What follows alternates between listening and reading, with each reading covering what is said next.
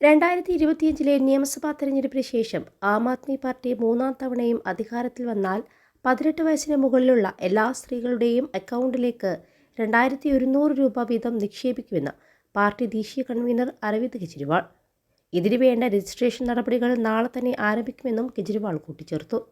നിയമസഭാ തെരഞ്ഞെടുപ്പ് തീയതി അടുത്ത 10-15 ദിവസത്തിനുള്ളിൽ പ്രഖ്യാപിക്കുമെന്നതിനാൽ തുക ഉടൻ അക്കൗണ്ടിലേക്ക് നിക്ഷേപിക്കില്ലെന്നും അദ്ദേഹം പറഞ്ഞു.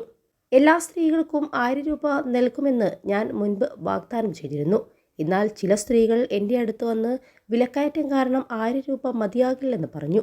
അതുകൊണ്ട് തന്നെ ഇക്കാര്യം പരിഗണിച്ചാണ് 2100 രൂപയായി തുക വർദ്ധിപ്പിച്ചത് എന്നും മുൻ മുഖ്യമന്ത്രി കൂടിയായ കെജ്രിവാൾ പറഞ്ഞു. മുഖ്യമന്ത്രി അതിഷിയോടൊപ്പമുള്ള ഒരു പരിപാടിയിൽ പങ്കെടുത്ത് സംസാരിക്കുന്നതിനിടയിലായിരുന്നു അദ്ദേഹത്തിൻ്റെ പ്രതികരണം. അതിഷിയുടെ അധ്യക്ഷതയിൽ ചേർന്ന മന്ത്രിസഭാ യോഗത്തിൽ ഈ നിർദ്ദേശം പാസാക്കിയെന്നും അദ്ദേഹം വ്യക്തമാക്കിയിരുന്നു. പദ്ധതിയുടെ വിജയകരമായ നടത്തിപ്പിന് ആവശ്യമായ പണത്തിന്റെ ഉറവിടത്തെക്കുറിച്ചുള്ള ആശങ്കകൾ അദ്ദേഹം തള്ളിക്കളഞ്ഞു. 21 ലക്ഷത്തോളം സന്തുഷ്ടരായ ഉപഭോക്താക്കളും 2 ലക്ഷത്തോളം തിമിര ശസ്ത്രക്രിയകളും പൂർത്തിയാക്കിയ മലബാറിലെ ഏക കണ്ണാശുപത്രി Al Salama high hospital, hospital road, Perinthalmanna. പണം എവിടെ നിന്ന് വരും? ഞാൻ കണക്കുകളുടെ മാന്ത്രികനാണ്. പണം എവിടെ നിന്നും കിട്ടുമെന്നും എനിക്കറിയാം. പറയുന്ന കാര്യം ഞാൻ ചെയ്തിരിക്കും എന്നും അദ്ദേഹം പറഞ്ഞു.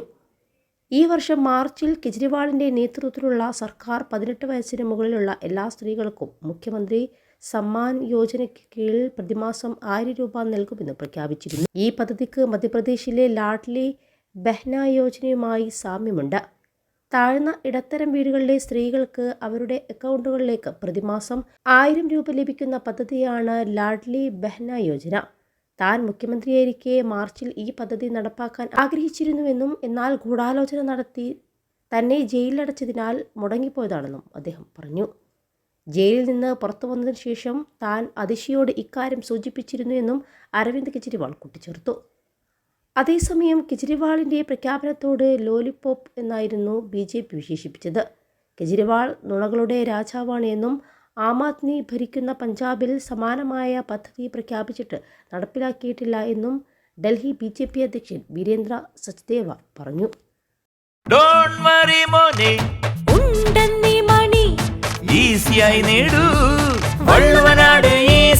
ആവശ്യം ഏതുമാകട്ടെ, പണം ഞങ്ങൾ തരും.